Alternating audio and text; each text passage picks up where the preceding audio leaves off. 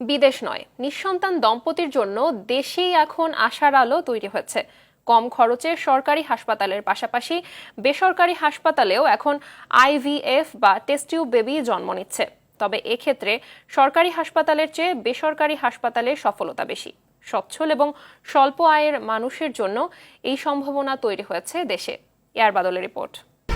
1, 2, 3 ঢাকায় জমি জিতে নিন 100% ক্যাশব্যাক সহ 20 কোটি টাকার পুরস্কার। সন্তান না হওয়ায় দেশ বিদেশের বিভিন্ন হাসপাতাল ঘুরে হতাশ অনেক দম্পতি। দেশে বিভিন্ন সরকারি বেসরকারি হাসপাতালের পাশাপাশি রাজধানীর বনশ্রীর বাংলাদেশ ফার্টিলিটি হাসপাতাল দেখিয়েছে আশার আলো। প্রতিষ্ঠার পর টেস্ট টিউবে তারা সফল হয়। হাসপাতালটির চেয়ারম্যান জানান, হয়রানির শিকার হয় শতকরা ৯৯% নিঃসন্তান দম্পতি। আর্থিক ব্যয়ের পাশাপাশি বিদেশে গিয়ে অনেকে প্রতারণারও শিকার হচ্ছেন। তিনি বলেন, এক্ষেত্রে সঠিক চিকিৎসকের শরণাপন্ন হওয়াটাই জরুরি। এরকম একটা দেখা যাচ্ছে যে কোথাও যে বাইরে থেকে সহজলভ্যভাবে নিজের বাচ্চা না, এটা সে বুঝতেও পারছে না, অনেক সময় তাকে বলে হোক না বলে হোক তাকে দিয়ে দিচ্ছে। এই যে প্রতারণার শিকার হয় অনেক সময়, এরকমও আমরা পেয়ে থাকি। এটা দেশের বাইরে, আমাদের এখানে দেশের ভিতরে সাধারণত এই যে অন্যের স্পার্ম বা অন্যের এগ দিয়ে এটা কম হয়, কিন্তু বাইরে একটু বেশি হয়। দেশের মধ্যেও আমরা কিছু কিছু ক্ষেত্রে আমরা ডোনার স্পার্ম দিয়ে আইভিএফ আমরা দেখেছি দু একটা জায়গায়, কিন্তু বেশিরভাগই আমরা জানি যে এটা হয় না। সেকেন্ডলি, আমি যে কথাটি বলতে চাইবো যে এটা ব্যয়বহুল ট্রিটমেন্টের কারণে যে মানুষ বহন করতে যখন না পারে, তখন আমার স্বপ্ন ছিল যে সবাই তো আর অ্যাপোলো বা এভারকেয়ার এটা বের করতে পারে না। আমার দীর্ঘদিনের অভিজ্ঞতার আলোকে আমি কিভাবে আমার দেশের মধ্যে এই টেকনোলজিটাকে আমরা দাঁড় করাতে পারি সমন্বিতভাবে এবং মানুষ যেন আস্থা অর্জন করে, সেই লক্ষ্যে সেই স্বপ্ন দীর্ঘদিন লালন করে 2 বছর আগে আমরা কয়েকজন যারা এভারকেয়ার হসপিটালের একটা ইন্টারন্যাশনাল স্ট্যান্ডার্ড এই স্পেসিফিক বিষয়ে, অন্যান্য ট্রিটমেন্ট আমরা অনেক ভালো ক্ষেত্রে আছে, কিন্তু যেহেতু এই ক্ষেত্রে মানুষ আস্থা অর্জন করতে পারে নাই, সে কারণে আমরা বলবো যে আসলে তো সেভাবে আমরা দাঁড়াতে পারি নাই। কিন্তু আল্লাহর অশেষ মেহেরবানিতে 2 বছরের ভিতরে আমরা পেশেন্টদের আস্থা অর্জন করতে পেরেছি। এটাই আমাদের সবচেয়ে বড় সফলতা। যেখানে যে সফলতা আমরা বলতে পারি 20 বছরে হয় নাই, 2 বছরের কাগজে কলমে আমরা প্রমাণ করছি যে তার থেকে অনেক গুণ বেশি আল্লাহর রহমতে আমরা করতে পেরেছি সাকসেস। এবং পেশেন্টরা বিদেশে ইনজেকশন শুরু করেছে, সেখান থেকে চলে এসেছে আমাদের এখানে মাঝপথে, ওখানে কিছু হয়রানির শিকার হয়ে এবং কনসিভ করেছে, এরকমও আমাদের পেশেন্ট আছে আল্লাহর রহমতে। আবার অনেক পেশেন্টকে বলে দেওয়া হয়েছে, দেখা যাচ্ছে যে তাদের ডোনার ছাড়া হবে না, কিন্তু আমাদের এখানে তার নিজস্ব স্পার্ম এবং তাদের এগ দিয়ে বাচ্চা হয়েছে, বাচ্চা কনসিভ করে এবং অনগোয়িং আছে, এরকম অনেক কাপল আল্লাহর মধ্যে আমাদের এখানে আছে। এটাই আমাদের বলতে পারেন যে সফলতা বা সার্থকতা। এবং সবচেয়ে বড় আমাদের টিমের যে অ্যাচিভমেন্ট, সেটা হলো যে আমরা পেশেন্টের ক্ষেত্রে সবার ক্ষেত্রে আমরা যে খরচের ব্যাপারটা আমরা খেয়াল রেখেছি।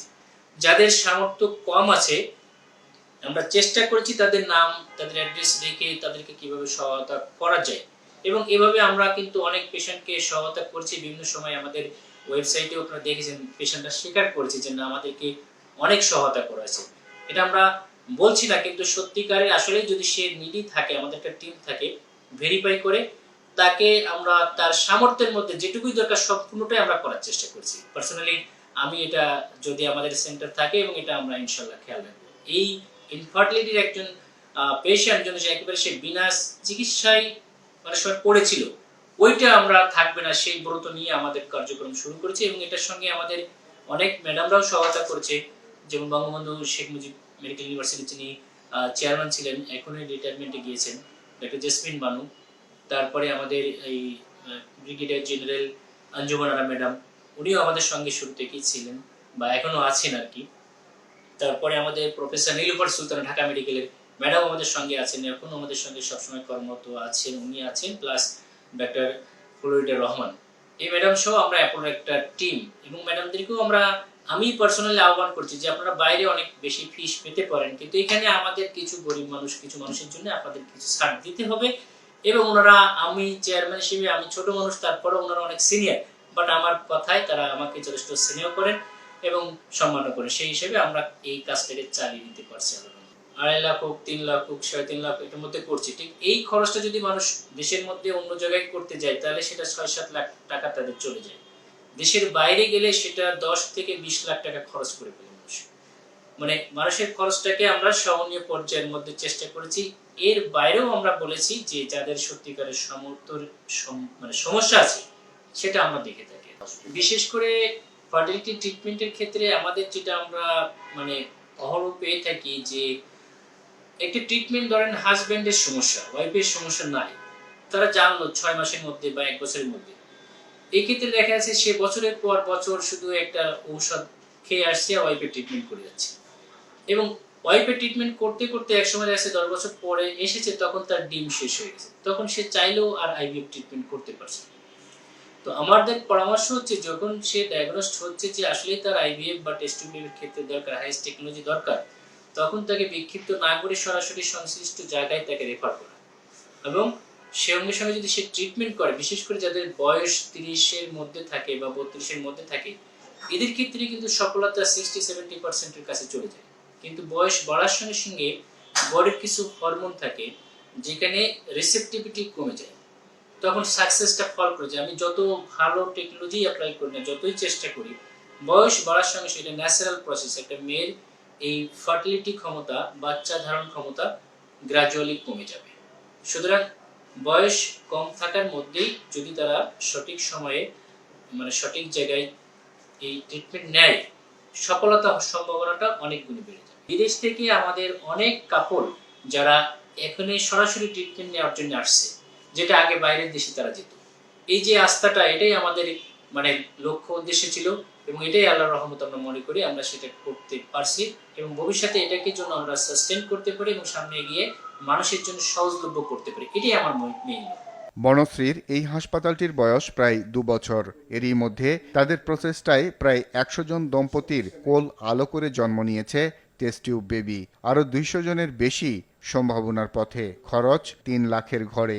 যে মানুষগুলো দেশের বাইরে চলে যেতে হতো এই সার্ভিসের জন্য, আমরা তাদেরকে একটা স্বল্প মূল্যে সার্ভিস দিতে পারছি, এবং এতে অনেক উৎসাহিত হচ্ছে। পাশাপাশি আমরা আমাদের সফলতাটা ধরে রেখেছি। আপনি যদি আমাদের রোগীদের সাথে কথা বলে জানতে পারবেন যে আমরা মোটামুটি একটা ভালো একটা সার্ভিস এবং হচ্ছে পাশাপাশি সফলতা আমরা দিতে পারছি, যার ফলে আমাদের উত্তরোত্তর আমাদের পেশেন্টের স্যাটিসফ্যাকশনটা বাড়ছে, রোগীও বাড়ছে। তো এর ফলে আমাদের মোটামুটি প্রায় 100-র কাছাকাছি অলরেডি ডেলিভারির পথে, আর রীতিমতো আইভিএফ সাকসেস বলা যেতে পারে 40-50%।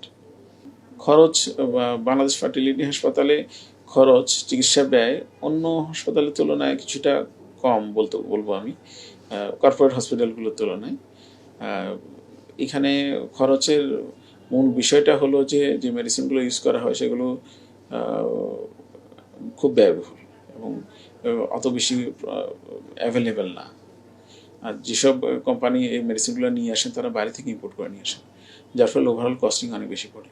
পাশাপাশি যেসব ইকুইপমেন্ট, যেসব কনজিউমেবলস যেগুলো ইউজ করা হয় আমাদের দেশে তার কিছুই পাওয়া যায় না, সব কিছুই আমাদের নির্ভর করতে হয় আমদানির উপর, যার ফলে ওভারঅল কস্টিং মানে কমপ্লিট করাটা আর কি অ্যাফোর্ডেবল কস্টে দেওয়াটা অনেক সময় কঠিন হয়ে যায়। তো আমরা চেষ্টা করি যে 3 লাখের মধ্যে আমাদের সার্ভিসটা কস্টিং রাখতে, যদি কেউ আইভিএফ করে। আর আইভিএফের ক্ষেত্রে হয়তো 10-15 হাজার টাকা হয়তো খরচ হয়। তার যদি বাচ্চা না হয় তাহলে অন্তত আপনার 2 বছর নিজেরা চেষ্টা করা উচিত। স্বামী স্ত্রী রেগুলার ইন্টারকোর্স করবে।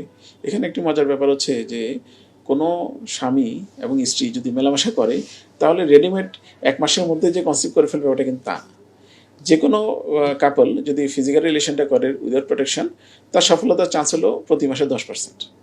তার মানে উনি যদি আনপ্রোটেক্টেডভাবে হাজব্যান্ড ওয়াইফ কাছাকাছি থাকে, 12 মাস থাকে, তার মানে 120%। তো অন্তত 120% তো শিওর হওয়া দরকার যে আমি 1 বছর আনপ্রোটেক্টেড ইন্টারকোর্স করলাম, দেখলাম যে ট্রাই করলাম কনসিভ হয় কিনা। অন্তত 1 বছর নিজেরা চেষ্টা করবে, এবং এটাতে যদি সফল না হয় তখন তারা চিন্তা করবে যে আমার ইনফার্টিলিটি ডক্টর দেখানো দরকার কিনা। তাহলে তার নিকটস্থ যে ডক্টর আছেন তাদের কাছে যাবেন, প্রাথমিক কিছু চিকিৎসা কিংবা চেক আপ, যেতে ছোটোখাটো যদি কোনো সমস্যা থাকে, তারা ভুলভ্রান্তি থাকলে সেটা ধরিয়ে দিবেন। এবং অনেক সময় দেখা যায় যে এই এতটুকু চিকিৎসার মধ্যে প্রায় 70-80% পেশেন্ট কনসিভ করে ফেলে। কিন্তু কিছু কিছু পেশেন্ট থাকে যাদের অনেক সময় অনেক জটিলতা থাকে।